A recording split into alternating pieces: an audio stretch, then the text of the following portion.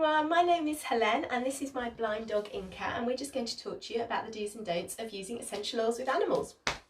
Now, animals can be a little bit more complex than humans because there's so much variety with obviously species, with breed, with age, and what you can and can't use because they metabolise them slightly differently to us. For example, cats don't have the liver enzymes to handle many of the essential oils that we can, so it can obviously cause a lot of problems. Now, only ever use oils that's pure. Unfortunately, using essential oils with animals has a bit of a bad press, and when you actually read through it, you realise that it's because a lot of the time these haven't been pure oils. They've been stuck onto something else, like some kind of cleaner or some kind of air freshener, and it's probably the solvents in that that's caused the problem. Because to be honest, a lot of the oils, the dog would probably need to ingest a bottle of an oil for something like tea tree to have toxic effect, and primarily we're only going to be using a couple of drops. But you know, obviously it is good practice to just, you know, be aware of the oils that you shouldn't be using around animals and what's ideal. So I always like to think of how you would use oils with babies and children, and it's really all about the dilution. So generally, the smaller the animal, the more you're going to dilute. So it might be 1 drop with a tablespoon of fractionated coconut oil, and then, you know, it might be a drop with a teaspoon as they're bigger or older. But again, it varies from species to breed to age. But as a general guide, that will be the rule of thumb. So for dogs over about 10 kilograms, it would be about 1 drop to a teaspoon. For under that, it would be 1 drop to a tablespoon, and that would be the same for cats. And you might want to increase the dilution if they're very small puppies. So, you know, if I was dealing with a very tiny little puppy, then it would, you know, like a Chihuahua puppy, then it would probably be 1 drop to 2 tablespoons of oil, something like that. But obviously it varies from oil to oil and how you're going to be using them. The oils can be used aromatically, topically, or internally, depending on obviously what oil it is and if it's safe to use internally. Now, animals have this amazing ability to self-select what they need for their own healing, and we do too, but we've really lost that a lot of the time. And so this is where sort of oils are great, is that you can offer a range of oils to a dog and let them choose what they need to help them at that particular time. Now, it's not always foolproof because obviously sometimes we need to be the advocates for the dogs because we know what's best. You know, if we, you know, but often, I mean, you know, sometimes if the dog's got a poorly tummy, I might offer Zengest, but sometimes I'll put it on them anyway, but sometimes I'll actually find that they'll definitely want to inhale it.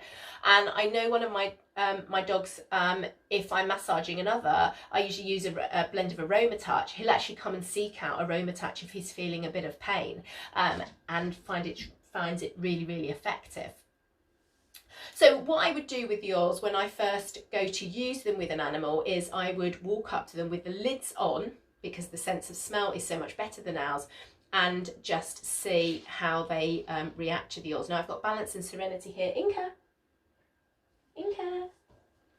what do you think? Now, I know that these oils are okay with her, but if I was introducing either oils to a new dog or a new oil, I would approach them several meters away and then suss them out. If they went, you know, running off from the room, I'm not going to do any more, and I'm certainly not going to back them in a corner and offer the oil.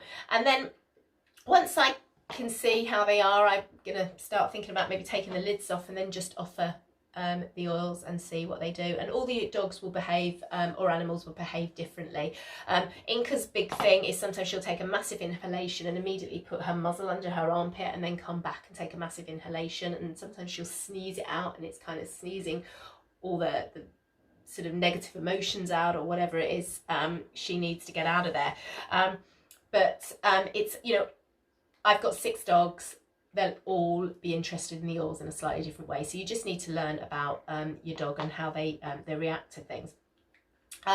So using the oils aromatically is a really effective way, because obviously as they inhale the oils, the small molecules go up through the nose to the olfactory bulb, where we've got blood vessels that run back into the brain to the limbic system, which is where we process the emotions. And we know that some of the smaller compounds in the oils can actually cross the blood-brain barrier.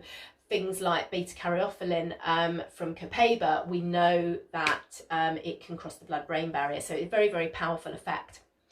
The other way you can utilise the aroma as well is by associating it with what you want. So if you diffuse something at night, which is something I do for my dogs, and then have it in the car, so they also get the benefits of serenity, but they've also associated serenity with sleeping, so it makes them just totally, it's kind of a belt and braces approach to helping them for two of my dogs who don't like travelling. So that's how I would use it.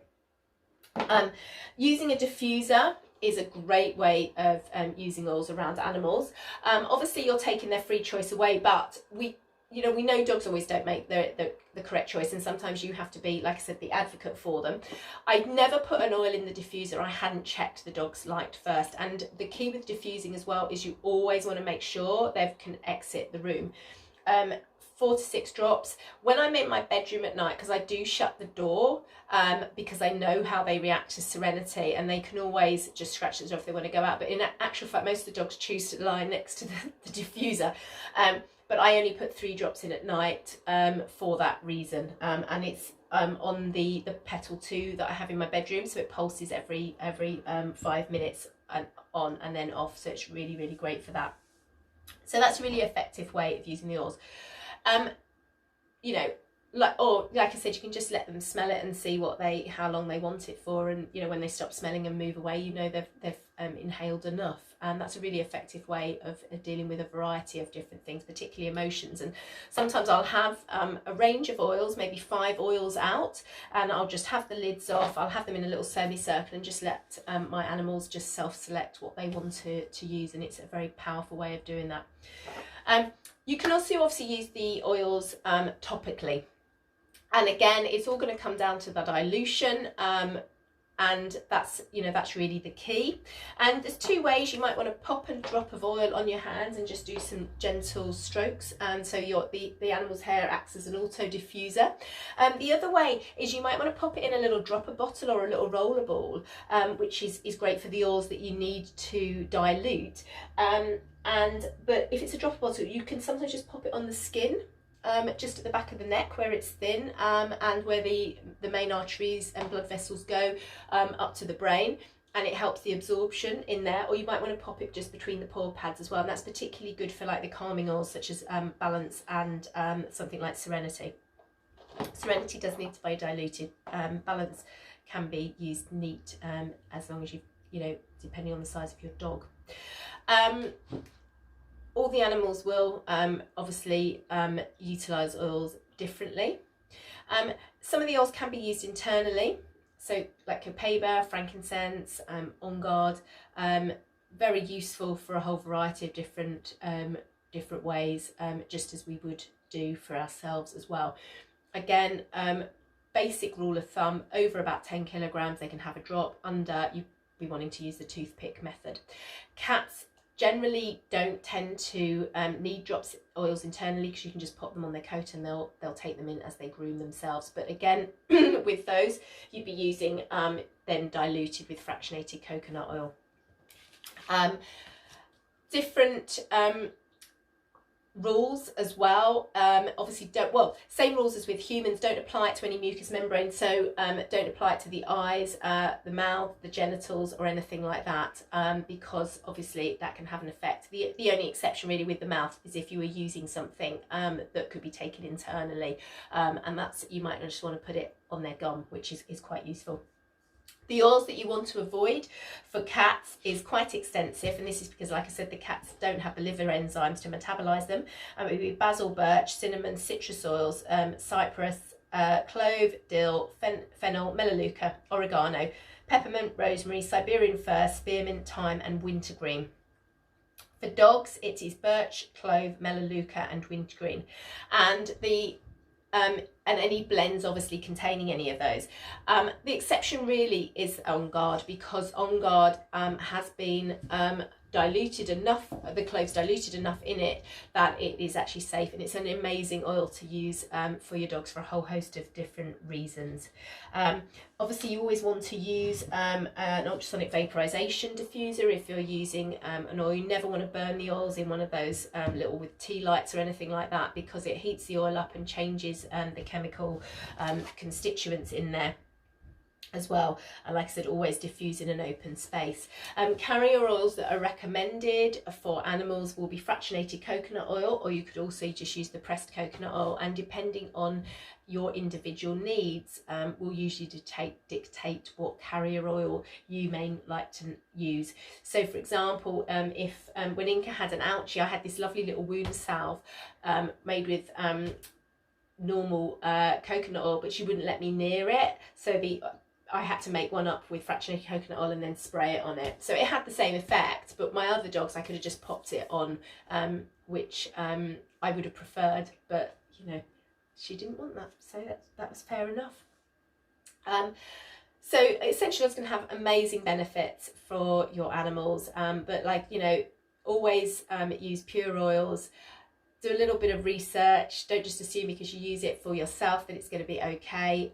Always consider diluting them down, and just check. There's loads and loads of great resources out there to find out what it is that you will be best for your animal, or feel free just to get in touch. Let me know if you've got any questions and I will get back to you. Take care. Bye.